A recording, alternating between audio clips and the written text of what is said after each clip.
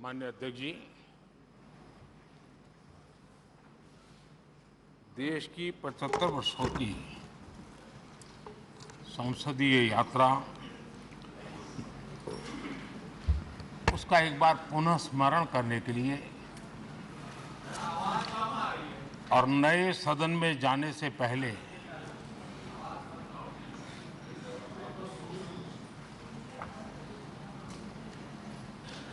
उन प्रेरक पलों को, इतिहास की महत्वपूर्ण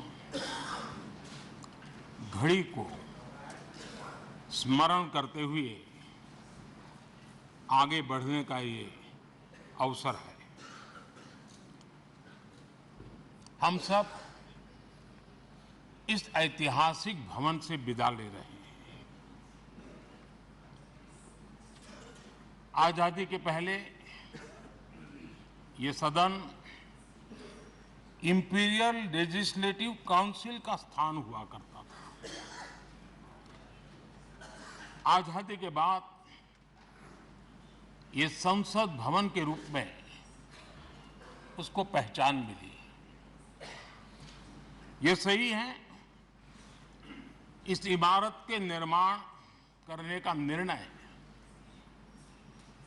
विदेशी शासकों का था, लेकिन ये बात हम न कभी भूल सकते हैं और हम गर्व से कह सकते हैं कि इस भवन के निर्माण में पसीना मेरे देशवासियों का लगा था, परिश्रम मेरे देशवासियों का लगा था और पैसे भी मेरे देश के लोगों के।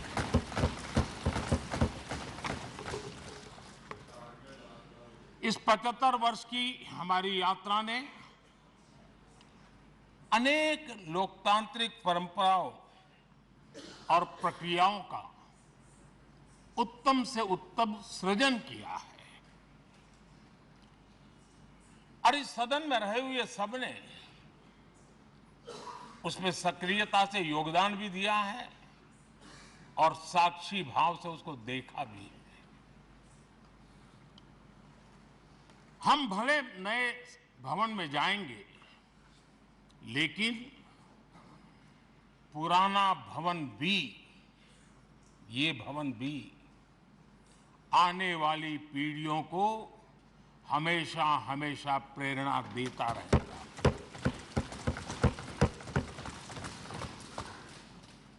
ये भारत के लोकतंत्र की स्वर्णिम यात्रा का एक महत्वपूर्ण अध्याय,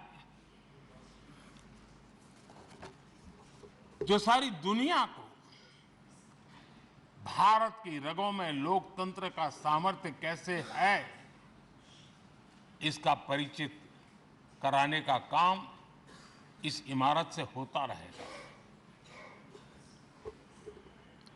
आदरणीय अध्यक्ष जी, अमृतकाल की प्रथम प्रभा का प्रकाश राष्ट्र में एक नया विश्वास, नया आत्मविश्वास, नया उमंग, नए सपने, नए संकल्प और राष्ट्र का नया सामर्थ्य उसे भर रहा है। चारों तरफ आज भारतवासियों की उपलब्धि की चर्चा हो रही है और गौरव के साथ हो रही है। ये हमारे 75 साल के संसदीय इतिहास का एक सामूहिक प्रयास का परिणाम है, जिसके कारण विश्व में आज वो गूंज सुनाई दे रही है। आदरणीय अध्यक्ष जी, चंद्रयान 3 की सफलता न सिर्फ पूरा भारत, पूरा देश अभिभूत है और इसमें भारत के सामर्थ्य का एक नया रूप जो आधुनिकता से जुड़ा है, जो विज्ञान से जुड़ा है, जो टेक्नोलॉजी से जुड़ा है, जो हमारे वैज्ञानिकों के सामर्थ्य से जुड़ा है, जो 140 करोड़ देशवासियों के संकल्प की शक्ति से जुड़ा हुआ है, वो देश और दुनिया पर एक नया प्रभाव पैदा करने वाला है। ये सदन और इस सदन के माध्यम से मैं फिर एक बार देश के वैज्ञानिकों और उनके साथियों को कोटि कोटि बधाइयां देता हूं, उनका अभिनंदन करता हूं।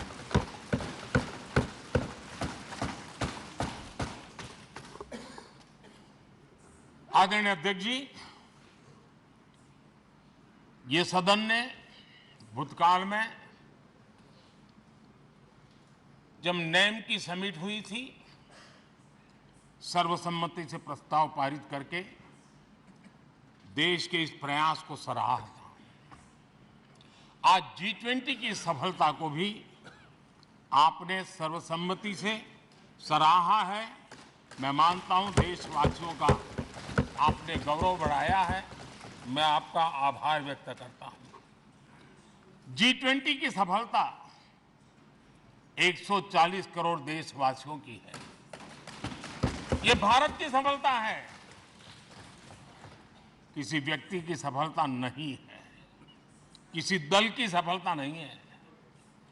भारत के फेडरल स्ट्रक्चर ने, भारत की विविधता ने 60 स्थानों पर 200 से अधिक समिट और उसकी मेजबानी हिंदुस्तान के अलग अलग रंग रूप में देश की अलग अलग सरकारों ने बड़े आन बान शान से की और ये प्रभाव पूरे विश्व भर के मन पर पड़ा हुआ है।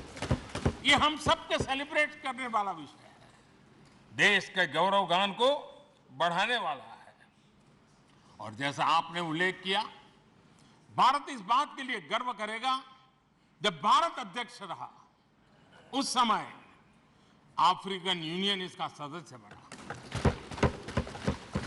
मैं उस इमोशनल पल को भूल नहीं सकता जब अफ्रीकन यूनियन की घोषणा हुई और अफ्रीकन यूनियन के प्रेसिडेंट, उन्होंने एक इंटरव्यू में कहा कि मेरे जीवन में ऐसी पल थी, शायद मैं बोलते बोलते रो पड़ूंगा। आप कल्पना कर सकते हैं कि कितनी बड़ी अपेक्षा और आशाएं पूरी करने का काम भारत के भाग्य में आया। आदरणीय अध्यक्ष जी, भारत के प्रति शक करने का एक स्वभाव कई लोगों का बना हुआ है और जब आजादी मिली तब से चल रहा है।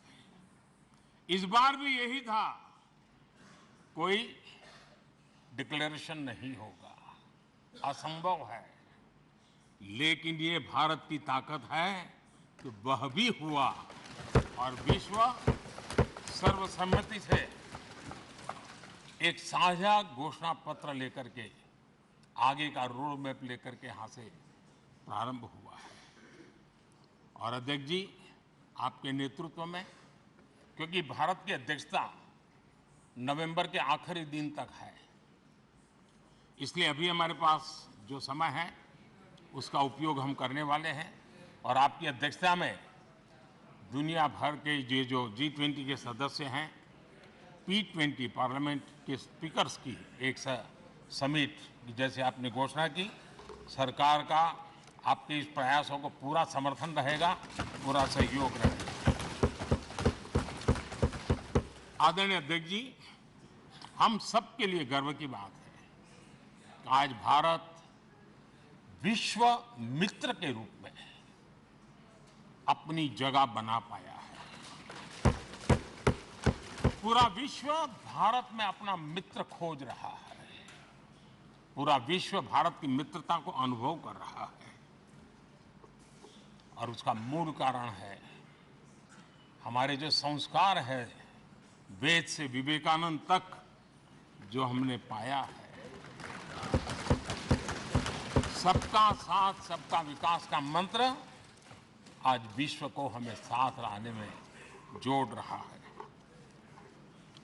आदरणीय अध्यक्ष जी, ये सदन से विदाई लेना एक बहुत ही भावुक पल है। परिवार भी अगर पुराना घर छोड़कर के नए घर जाता है तो बहुत सारी यादें कुछ पल के लिए उसको झकझोर देती है। और हम जब ये सदन को छोड़ के जा रहे हैं तो हमारा मन मस्तिष्क भी उन भावनाओं से भरा हुआ है, अनेक यादों से भरा हुआ है। खट्टे मीठे अनुभव भी रहे हैं, नोकझोंक भी रही है, कभी संघर्ष का माहौल भी रहा है और कभी इसी सदन में उत्सव और उमंग का माहौल भी रहा है। ये सारी स्मृतियां हमारे साथ हम सबकी साझी स्मृतियां हैं, ये हम सबकी साझी विरासत है और इसलिए इसका गौरव भी हम सबका साझा है।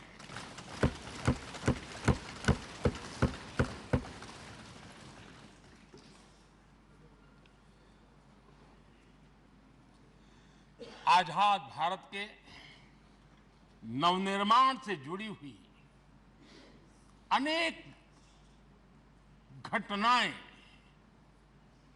इन 75 वर्ष में यही सदन में आकार लेती हुई हमने देखी है।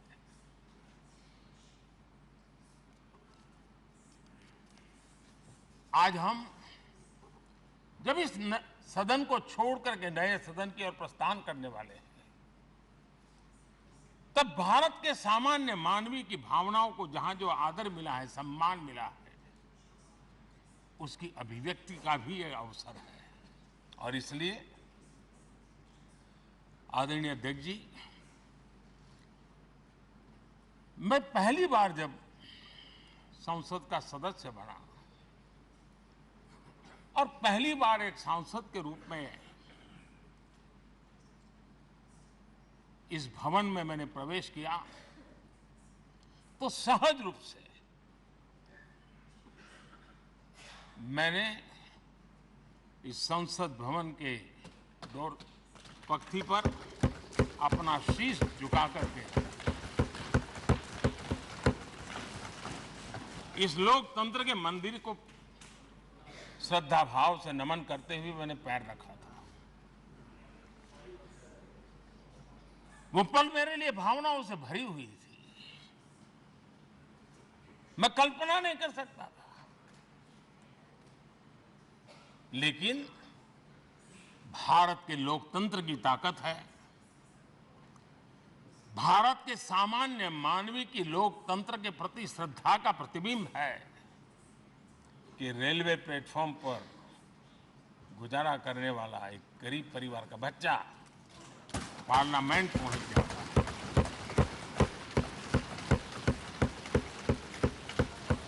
मैंने कभी कल्पना तक नहीं की थी कि देश मुझे इतना सम्मान देगा, इतना आशीर्वाद देगा, इतना प्यार देगा। सोचा नहीं था अध्यक्ष जी। आदरणीय अध्यक्ष जी, हम में से बहुत लोग हैं जो संसद भवन के अंदर जो चीजें लिखी गई उसको पढ़ते भी रहते हैं, कभी कभी उसका उल्लेख भी करते हैं। हमारे यहाँ संसद भवन के प्रवेश द्वार पर एक छांदोग्य उपनिषद का एक वाक्य है, लोक द्वारम करके पूरा वाक्य है। उसका मतलब ये होता है कि जनता के लिए दरवाजे खोलिए और देखिए कि कैसे वो अपने अधिकारों को प्राप्त करती है। हमारे ऋषि मुनियों ने लिखा हुआ, हमारे प्रवेश द्वार पर लिखा हुआ। हम सब और हमारे पहले जो यहां रहे हैं वो भी इस सत्यता के साक्षी है। आदरणीय अध्यक्ष जी, समय रहते जैसे जैसे वक्त बदलता गया।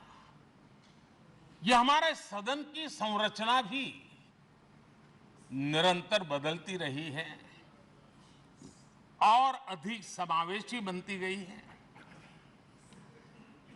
समाज के हर वर्ग का प्रतिनिधि विविधताओं से भरा हुआ इस सदन में नजर आता है। अनेक भाषाएं हैं, अनेक बोलियां हैं, अनेक पहरवेश हैं, अनेक खान-पान है।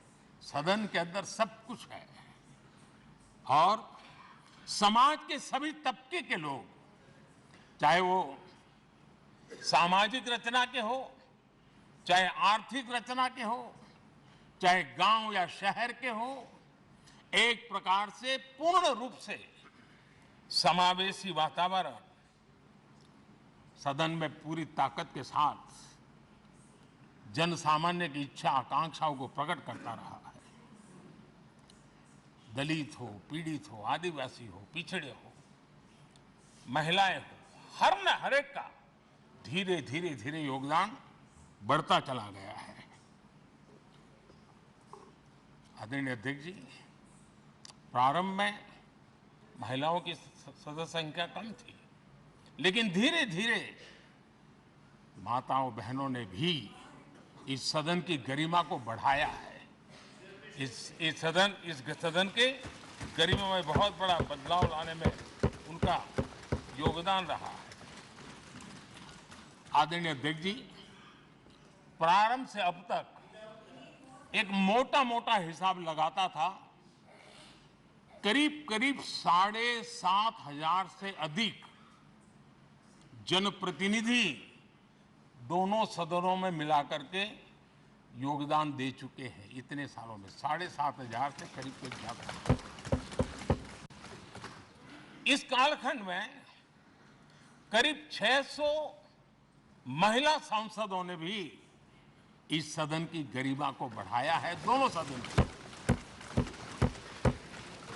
और आदरणीय अध्यक्ष जी, आप जानते हैं कि इस सदन में आदरणीय इंद्रजीत गुप्ता जी 43 ईयर, अगर मेरी गलती नहीं हो तो 43 ईयर इस सदन में लंबा समय बैठ करके इस सदन के साक्षी बनने का उनको सौभाग्य मिला।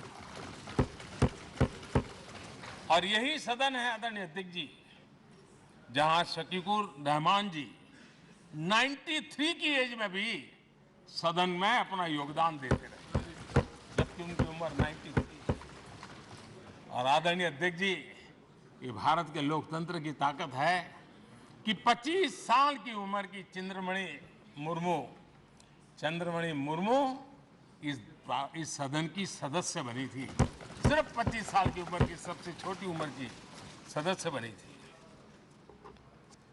आदरणीय अध्यक्ष महोदय, वाद विवाद, कटाक्ष, ये सब कुछ हम सब ने अनुभव किया है, हम सब ने इनिशिएट भी किया है, कोई बाकी नहीं है। लेकिन उसके बावजूद भी शायद जो परिवार भाव हम लोगों के बीच में रहा है, हमारे पहले की पीढ़ियों में भी रहा है, जो लोग प्रचार माध्यमों से हमारे यहाँ का रूप देखते हैं और बाहर निकलते ही हमारा जो अपनापन होता है, परिवार भाव होता है, वो एक अलग ही ऊंचाई पर ले जाता है। और ये भी इस सदन की ताकत है, एक परिवार भाव। और उसके साथ साथ हम कभी कड़वाहट पाल करके नहीं जाते हैं। हम उसी प्यार से सदन छोड़ने के कई वर्षों के बाद भी मिल जाए तो भी उस प्यार को कभी भूलते नहीं है, उस स्नेह भरे याद दिनों को भूलते नहीं है। वो मैं अनुभव कर सकता हूं।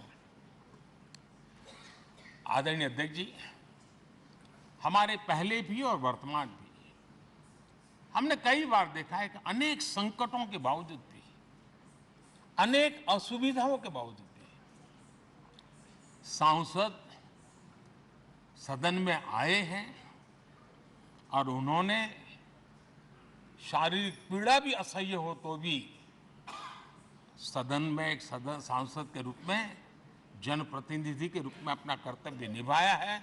ऐसी अनेक घटनाएं आज हमारे सामने हैं। गंभीर गंभीर बीमारियों के बावजूद भी कोई व्हीलचेयर में आना पड़ा, किसी को डॉक्टरों को बाहर खड़े रख करके अंदर आना पड़ता था, लेकिन सभी सांसदों ने कभी न कभी इस प्रकार से अपनी भूमिका निभाई। कोरोना काल हमारे सामने उदाहरण है। हर परिवार में रहता था कहीं बाहर जाए तो मौत को बुलावा न दे दे, उसके बावजूद भी हमारे माननीय सांसद दोनों सदन में कोरोना काल के इस संकट की घड़ी में भी सदन में आए, अपना कर्तव्य निभाया। हमने राष्ट्र का काम रुकने नहीं दिया। आवश्यकता पड़ी, डिस्टेंस रखना भी था और बार बार टेस्टिंग भी करना पड़ता था। सदन में आते थे लेकिन मास्क पहनना पड़ता था। बैठने की रचना भी अलग अलग की, समय भी बदले गए। हर चीज के साथ राष्ट्र का काम रुकना नहीं चाहिए, इस भाव से सभी सदस्यों ने इस सदन को अपने कर्तव्य का महत्वपूर्ण अंग माना, संसद को चलाए रखा। और मैंने देखा है कि इस सदन से इतना लगाव लोगों का रहता है कि पहले कभी हम देखते थे कोई 30 साल पहले सांसद रहा होगा, कोई 35 साल पहले रहा होगा, लेकिन वो सेंट्रल हॉल तो जरूर आएगा। जैसे मंदिर जाने की आदत होती है, वैसे उनको सदन में आने की आदत है। इस जगह का लगाव बन जाता है, एक आत्मीय भाव से जुड़ाव हो जाता है। और ऐसे बहुत से पुराने लोग हैं जो आते जाते हुए मन करता है जरा चलो एक चक्कर काट ले। आज उनका जनप्रतिनिधि के नाते दायित्व तो नहीं है, लेकिन भूमि के प्रति उनका लगाव हो जाता है। ये सामर्थ्य होता है इस सदन का। आदरणीय अध्यक्ष महोदय, आजादी के बाद बहुत बड़े बड़े विद्वान लोगों ने बहुत आशंकाएं व्यक्त की थी। पता नहीं देश का क्या होगा, चल पाएगा कि नहीं चल पाएगा, एक रहेगा कि बिखर जाएगा, लोकतंत्र बना रहेगा नहीं, 50। लेकिन इस देश की संसद की ताकत है कि पूरे विश्व को गलत सिद्ध कर दिया और ये राष्ट्र पूरे सामर्थ्य के साथ आगे बढ़ता रहा। और इस विश्वास से कि हम भले आशंकाएं होंगी, घने काले बादल होंगे, लेकिन सफलता प्राप्त करते रहेंगे। और ये हम सब लोगों ने, हमारी पुरानी पीढ़ियों ने मिलकर के इस काम को करके दिखाया है। इसका गौरवगान करने का ये अवसर है। आदरणीय अध्यक्ष जी, इसी भवन में 2 साल 11 महीने तक संविधान सभा की बैठकें हुई और उसने देश के लिए एक मार्गदर्शक जो आज भी हमें चलाता है, हमारे संविधान दिया। और 26 नवंबर 1949 को जो संविधान हमें मिला, वो 26 जनवरी 1950 को लागू हुआ। इन 75 वर्षों में सबसे बड़ा जो अचीवमेंट है वो ये है कि देश के सामान्य मानवीय का इस संसद पर विश्वास बढ़ता ही गया है। और लोकतंत्र की सबसे बड़ी ताकत यही है कि इस महान संस्था के प्रति, इस महान इंस्टीट्यूशन के प्रति, इस व्यवस्था के प्रति उनका विश्वास अटूट रहे, विश्वास उनका बना रहे। इन 75 वर्षों में हमारी संसद ने जन भावनाओं की अभिव्यक्ति का भवन भी बना दिया। यहाँ जन भावनाओं की पुरजोश अभिव्यक्ति और हम देखते हैं राजेंद्र बाबू से लेकर डॉक्टर कलाम, रामनाथ कोविंद और अभी द्रौपदी मुर्मू जी, इन सब के संबोधन का लाभ हमारे सदनों को मिला है, उनका मार्गदर्शन मिला है। आदरणीय अध्यक्ष जी, पंडित नेहरू जी, शास्त्री जी, वहां से लेकर के अटल जी, मनमोहन सिंह जी तक एक बहुत बड़ी श्रृंखला जिसने इस सदन का नेतृत्व किया है और सदन के माध्यम से देश को दिशा दी है, देश को नए रंग रूप में ढालने के लिए उन्होंने परिश्रम किया है, पुरुषार्थ किया है। आज उन सबका गौरवगान करने का भी अवसर है। आदरणीय अध्यक्ष जी, सरदार वल्लभ भाई पटेल, लोहिया जी, चंद्रशेखर जी, आडवाणी जी, न जाने अनगिनत नाम जिन्होंने हमारे इस सदन को समृद्ध करने में, चर्चाओं को समृद्ध करने के लिए, देश के सामान्य से सामान्य व्यक्ति की आवाज को ताकत देने का काम इस सदन में किया है। विश्व के भी अनेक राष्ट्राध्यक्षों ने हमारे इन सदनों को संबोधित करने का भी अवसर आए हैं और उनकी बातों में भी भारत के लोकतंत्र के प्रति आदर का भाव व्यक्त हुआ है। आदरणीय अध्यक्ष जी, उमंग उत्साह के पल के बीच भी कभी सदन की आंख से आंसू भी बहे। यह सदन दर्द से भर गया जब देश को 3 अपने प्रधानमंत्री उनको अपने कार्यकाल में ही खोने की नौबत आई, नेहरू जी, शास्त्री जी और इंदिरा जी। तब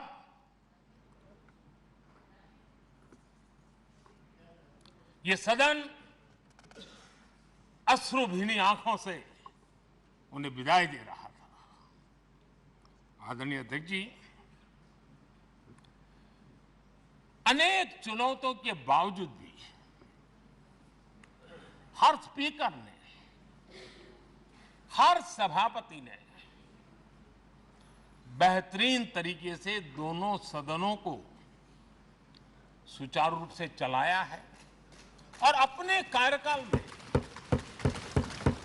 उन्होंने जो निर्णय किए, वो निर्णय मावलंकर जी से काल से शुरू हुए हो या सुमित्रा जी के कालखंड के हो या बिरला जी के, आज भी उन निर्णयों को रेफरेंस पॉइंट माना जाता है। ये काम हमारे करीब 17 स्पीकर और उसमें 2 हमारी महिला स्पीकर ने भी, और मावलंकर जी से लेकर के सुमित्रा ताई तक और बिरला जी का मार्गदर्शन आज भी हमें मिल रहा है। हर एक ने अपनी अपनी शैली रही है, लेकिन उन्होंने सबको साथ लेकर के नियमों कानूनों के बंधन में इस सदन को हमेशा ऊर्जावान बनाए रखा है। मैं आज उन सभी स्पीकर महोदय को भी आज वंदन करता हूं, अभिनंदन करता हूं। आदरणीय अध्यक्ष जी, ये सही है कि हम जनप्रतिनिधि अपनी अपनी भूमिका निभाते हैं, लेकिन सातत्यपूर्ण तरीके से हमारे बीच जो ये टोली बैठती है, उनकी भी कई पीढ़ियां बदल गई है। कभी कागज लेके दौड़ के आते हैं, उनका भी योगदान कम नहीं है।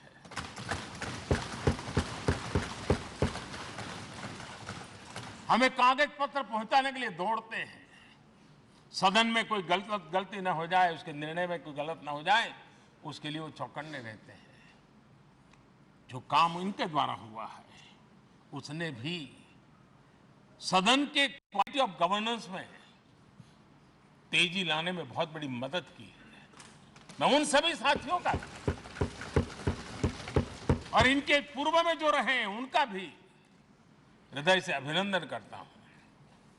इतना ही नहीं, सदन मतलब ये खंड ही नहीं है, इस पूरे परिसर में अनेक लोगों ने, किसी ने हमें चाय पिलाई होगी, किसी ने पानी पिलाया होगा, किसी ने रात रात चली हुई सदन को किसी को भूखा पेट रहने नहीं दिया होगा। कई प्रकार की सेवाएं की होगी। किसी ने माली ने इसके बाहर के एनवायरनमेंट को संभाला होगा, किसी ने इसकी सफाई की होगी। न जाने कितने ही अनगिनत लोग होंगे जिन्होंने हम सब अच्छे ढंग से काम कर सके, और यहां जो काम हो वो काम देश को आगे बढ़ाने के लिए अधिक से अधिक तेजी से हो, उसके लिए जो माहौल बनाना, व्यवस्था बनाना, उसके लिए जिसने योगदान दिया है, मेरी तरफ से भी और इस सदन की तरफ से भी मैं उनका विशेष रूप से नमन करता हूं।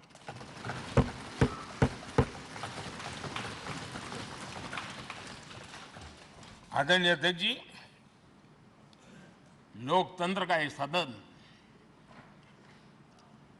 आतंकी हमला हुआ, पूरे विश्व में यह आतंकी हमला एक इमारत पर नहीं था, ये मदर ऑफ डेमोक्रेसी एक प्रकार से हमारी जीवात्मा पर यह हमला था। ये देश उस घटना को कभी भूल नहीं सकता है, लेकिन आतंकियों से लड़ते लड़ते सदन को बचाने के लिए और हर सदस्य को बचाने के लिए जिन्होंने अपने सीने पर गोलियां झेली, आज मैं उनको भी नमन करता हूं। हमारे बीच नहीं है, लेकिन उन्होंने बहुत बड़ी रक्षा की है। आदरणीय अध्यक्ष जी, जब आज हम इस सदन को छोड़ रहे हैं, तब मैं उन पत्रकार मित्रों को भी याद करना चाहता हूं जिन्होंने जीवन में, कुछ लोग तो ऐसे हैं जिन्होंने पूरा जीवन अपने कार्यकाल में संसद के काम को ही उन्होंने रिपोर्ट किया है। एक प्रकार से वो जीवंत साक्षी रहे हैं। उन्होंने यहां की पल पल की जानकारी देश तक पहुंचाई, और तब तो ये सारा टेक्नोलॉजी अवेलेबल नहीं थी। तब वही लोग थे जो यहां की बात पहुंचाते थे, और उनका सामर्थ्य था वो अंदर की भी पहुंचाते थे और अंदर के अंदर की भी पहुंचाते थे।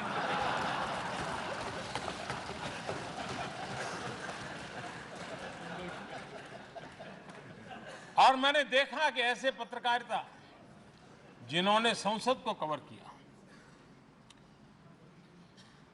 शायद उनके नाम जाने नहीं जाते होंगे, लेकिन इनके काम को कोई भूल नहीं सकता है।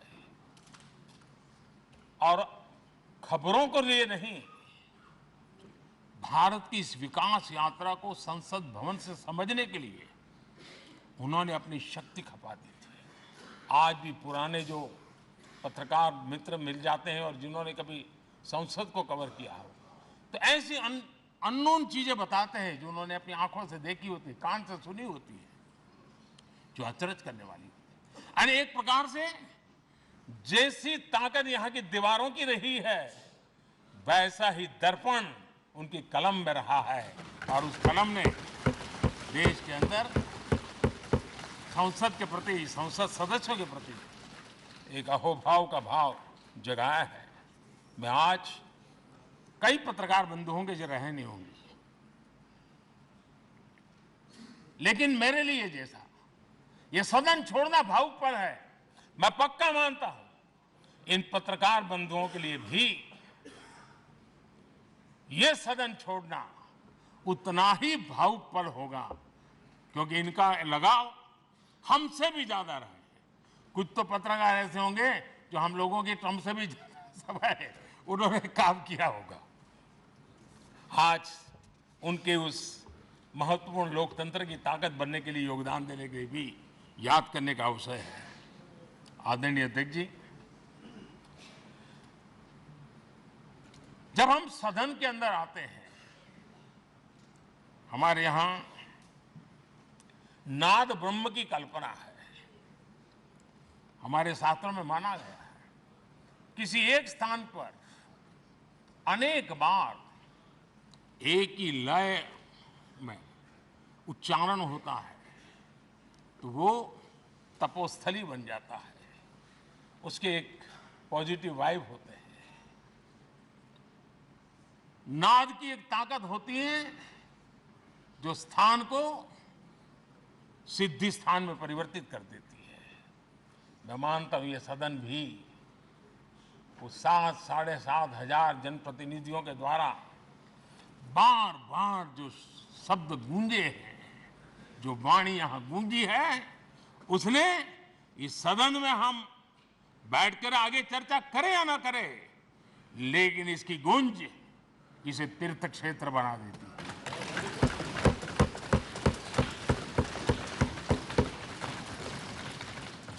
एक जागृत जगह बन जाती है और लोकतंत्र की प्रति श्रद्धा रखने वाला व्यक्ति आज से 50 साल के बाद भी जब यहां देखने के लिए भी आएगा तो उसे उस गूंज की अनुभूति होगी कि कभी भारत की आत्मा की आवाज यहां पर गूंजती थी।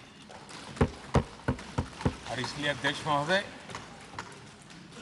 ये वो सदन है जहां कभी भगत सिंह, बटुकेश्वर दत्त, उन्होंने अपनी वीरता सामर्थ्य से अंग्रेज सल्तनत को जगा दिया था बम का धमाका करके। वो बम की गूंज भी जो देश का भला चाहते हैं उनको कभी सोने नहीं देती। आदरणीय अध्यक्ष जी, ये वो सदन है जहां पंडित जी को इसलिए भी याद किया, अनेक बातों के लिए याद किया जाएगा, लेकिन हम जरूर याद करेंगे इसी सदन में पंडित नेहरू का at the stroke of midnight की गूंज हम सबको प्रेरित करती रहेगी। और इसी सदन में अटल जी ने कहा था,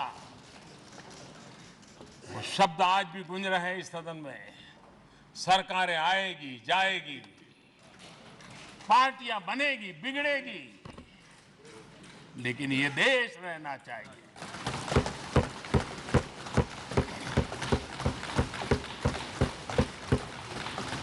आदरणीय अध्यक्ष जी, पंडित नेहरू की जो प्रारंभिक मंत्री परिषद थी, बाबा साहब आम्बेडकर जी एक मंत्री के रूप में दुनिया की बेस्ट प्रैक्टिसेस भारत में लाने पर बहुत जोर दिया करते थे।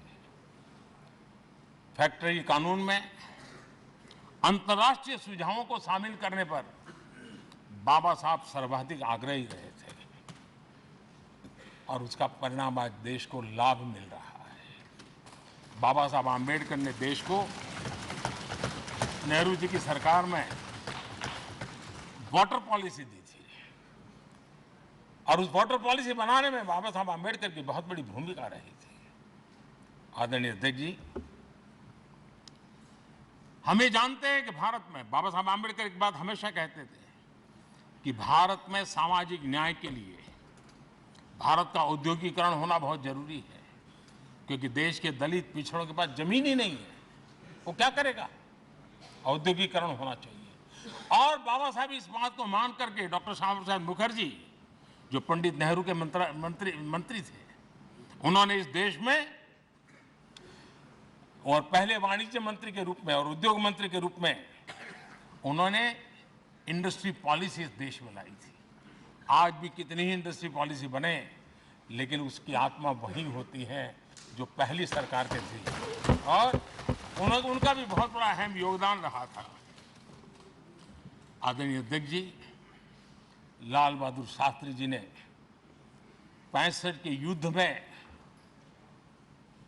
हमारे देश के जवानों में का हौसला बुलंद करना, उनके सामर्थ्य के लिए को पूरी तरह राष्ट्र में झोंक देने की प्रेरणा इसी सदन में से दी थी लाल बहादुर शास्त्री का। और यहीं पर उन्होंने ग्रीन रिवॉल्यूशन के लिए एक मजबूत नींव लाल बहादुर शास्त्री जी ने रखी थी। आदरणीय अध्यक्ष जी, बांग्लादेश की मुक्ति का आंदोलन और उसका समर्थन भी इसी सदन ने इंदिरा गांधी के नेतृत्व में किया था। इसी सदन ने इमरजेंसी में लोकतंत्र पर होता हुआ हमला भी देखा था और इसी सदन ने भारत के लोगों की ताकत को एहसास कराते हुए मजबूत लोकतंत्र की वापसी भी इसी सदन ने देखी थी। वो राष्ट्रीय संकल्प भी देखा था, ये सामर्थ्य भी देखा था। आदरणीय अध्यक्ष जी, ये सदन इस बात का हमेशा ऋणी रहेगा क्योंकि इसी सदन में हमारे पूर्व प्रधानमंत्री चरण सिंह जी ने ग्रामीण मंत्रालय का गठन किया था, रूरल डेवलपमेंट मिनिस्ट्री। इसी सदन में मतदान की उम्र 21 से 18 करने का निर्णय हुआ था और देश की युवा पीढ़ी को इसका योगदान देने के लिए प्रेरित किया गया, उत्साहित किया गया था। हमारे देश ने गठबंधनों की सरकारें देखी, वीपी सिंह जी हो, चंद्रशेखर जी, और बाद में एक सिलसिला चला। लंबे अरसे से दिशा में देश जा रहा था, आर्थिक नीतियों के बोझ तले देश दबा हुआ था, लेकिन नरसिम्हा राव की सरकार थी जिन्होंने हिम्मत के साथ पुरानी आर्थिक नीतियों को छोड़ करके नई राह पकड़ने का फैसला किया था, जिसके आज देश को परिणाम मिल रहे हैं।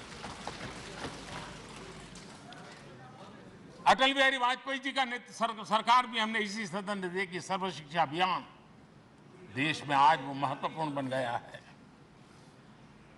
आदिवासी कार्यालय मंत्रालय अटल जी ने बनाया, नॉर्थ ईस्ट का मंत्रालय अटल जी ने बनाया। न्यूक्लियर टेस्ट भारत के सामर्थ्य का परिचायक बन गया। और इसी सदन में मनमोहन जी की सरकार कैश फॉर वोट को भी, उस कांड को भी सदन ने देखा है। आदरणीय अध्यक्ष जी, सबका साथ सबका विकास का मंत्र, अनेक ऐतिहासिक निर्णय, दशकों से लंबित विषय, उनका स्थायी समाधान भी इसी सदन में हुआ। आर्टिकल 370, ये सदन हमेशा हमेशा गर्व के साथ कहेगा कि सदन के कारण one nation one tax, one nation one tax, GST का निर्णय भी इसी सदन ने किया। One rank one pension, OROP, ये भी इसी सदन ने देखा। गरीबों के लिए 10% आरक्षण कोई विवाद के बिना पहली बार इस देश में करने में सफल है। आदरणीय अध्यक्ष जी, भारत के लोकतंत्र में तमाम उतार चढ़ाव हमने देखे और ये सदन लोकतंत्र की ताकत है, लोकतंत्र की ताकत की साक्षी है, जन विश्वास का एक केंद्र बिंदु रहा है। इस सदन की विशेषता देखिए और दुनिया के लोगों का आज भी ऐतराज होता है। ये सदन है जिसमें कभी 4 सांसद वाली पार्टी सत्ता में होती थी और 100 सदस्य वाली पार्टी विपक्ष में बैठती थी। ये भी सामर्थ्य इस सदन के लोकतंत्र की ताकत का परिचय कराता है। और यही सदन है जिसमें एक वोट से अटल जी की सरकार गई थी और लोकतंत्र की गरिमा को बढ़ाया था। ये भी इसी सदन में हुआ। आज अनेक छोटी छोटी रीजनल पार्टियों का प्रतिनिधित्व हमारे देश की विविधता को, हमारे देश के एस्पिरेशंस का एक प्रकार से वो आकर्षक केंद्र बिंदु बना है। आदरणीय अध्यक्ष जी, इस देश में 2 प्रधानमंत्री ऐसे रहे, मोरारजी भाई, वीपी सिंह। एक प्रकार से कांग्रेस में जीवन खपाया था, लेकिन एंटी कांग्रेस गवर्नमेंट का नेतृत्व कर रहे थे। ये भी इसकी विशेषता थी। और हमारे नरसिम्हा राव जी, वो तो बिस्तरा गोल करके घर जाने की तैयारी कर रहे थे, निवृत्ति की घोषणा कर चुके थे, लेकिन यही लोकतंत्र की ताकत देखिए, सदन की ताकत देखिए, वो प्रधानमंत्री के रूप में 5 साल हमारी सेवा कर रहे हैं।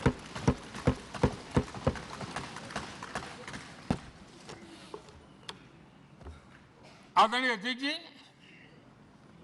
सबकी सहमति से कठिन कार्य होते हुए हमने देखे हैं। 2000 की साल थी, अटल जी की सरकार थी। इसी सदन ने 3 राज्यों का गठन सर्वस्वीकृति से किया और बड़े उमंग उत्साह से किया। जब छत्तीसगढ़ की रचना हुई तो उत्सव छत्तीसगढ़ ने भी मनाया, उत्सव मध्य प्रदेश ने भी मनाया। जब उत्तराखंड की रचना हुई तो उत्सव उत्तराखंड ने भी मनाया, उत्सव उत्तर प्रदेश ने भी मनाया। जब झारखंड की रचना हुई तो उत्सव झारखंड ने भी मनाया, उत्सव बिहार ने भी बताया। ये हमारे सदन का सामर्थ्य, सब सहमति का वातावरण बना करके। लेकिन कुछ कड़वी यादें वो भी हैं कि तेलंगाना के हक को दबोचने के लिए भारी प्रयास हुए, खून की नदियां भी बही और बनने के बाद न तेलंगाना उत्सव मना पाया, न आंध्र उत्सव मना पाया। एक कटुता के बीज बो दिए गए। अच्छा होता उसी उमंग और उत्साह के साथ हम तेलंगाना का निर्माण करते तो एक नई ऊंचाई पर आज तेलंगाना पहुंच चुका होता। आदरणीय अध्यक्ष जी, संविधान सभा ने, आदरणीय अध्यक्ष जी, इस सदन की परंपरा रही है। संविधान सभा ने उस समय अपना दैनिक भत्ता 45 रुपये से कम करके 40 कर दिया था। उनको लगा हमें इसको कम करना चाहिए। आदरणीय अध्यक्ष जी, यही सदन है कैंटीन में मिलने वाली सब्सिडी, जो बहुत कम पैसे में खाना मिलता था, इसी सदस्यों ने उस सब्सिडी को भी खत्म कर दिया और पूरा पैसा देकर के अब कैंटीन में खाते हैं। आदरणीय अध्यक्ष जी, कोरोना काल में जब जरूरत पड़ी तो यही सांसद जिन्होंने एमपी लेड फंड को छोड़ दिया और देश को इस संकट की घड़ी में मदद करने के लिए आगे आए। इतना ही नहीं, कोरोना काल में इसी सदन के सांसदों ने अपने तनख्वाह में 30% कटौती की और उन्होंने देश के सामने आए हुए संकट में अपनी बहुत बड़ी जिम्मेवारी निभाई। आदरणीय अध्यक्ष जी, हम गर्व से कह सकते हैं, ये सदन में बैठे हुए लोग भी कह सकते हैं, हमारे पूर्वज जो सदन में बैठे थे वो भी कह सकते हैं कि हम ही लोग हैं जिन्होंने हम पर डिसिप्लिन लाने के लिए हमारे यहां जनप्रतिनिधित्व कानून में समय समय पर कठोरता बरती। नियम हमने ही लादे, हमने ही तय किया कि नहीं, जनप्रतिनिधि के जीवन में ये नहीं हो सकता। मैं मानता हूं ये जीवंत लोकतंत्र का बहुत बड़ा उदाहरण है और ये सदन ने दिया है, यही माननीय सांसदों ने दिया है और हमारी पुरानी पीढ़ी के सांसदों ने दिया है। और मैं मानता हूं कि कभी कभी उन चीजों को भी याद करना चाहिए। आदरणीय अध्यक्ष जी, हम जो वर्तमान सांसद हैं उनके लिए तो ये विशेष सौभाग्य का अवसर है। सौभाग्य का अवसर इसलिए है कि हमें इतिहास और भविष्य दोनों की कड़ी बनने का अवसर मिला है।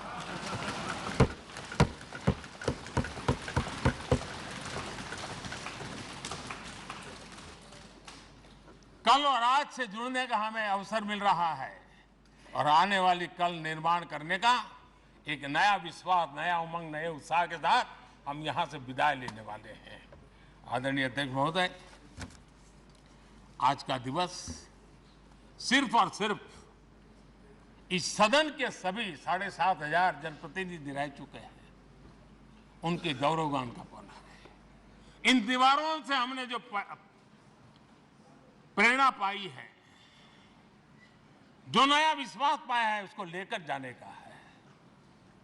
बहुत सी बातें ऐसी थी जो सदन में हर किसी की ताली की हकदार थी, लेकिन शायद राजनीति उसमें भी आड़े आ रही है। नेहरू जी के योगदान का गौरव गान अगर इस सदन में होता है, कौन सदस्य होगा जिसको ताली बजाने का मन न कर जाए। लेकिन उसके बावजूद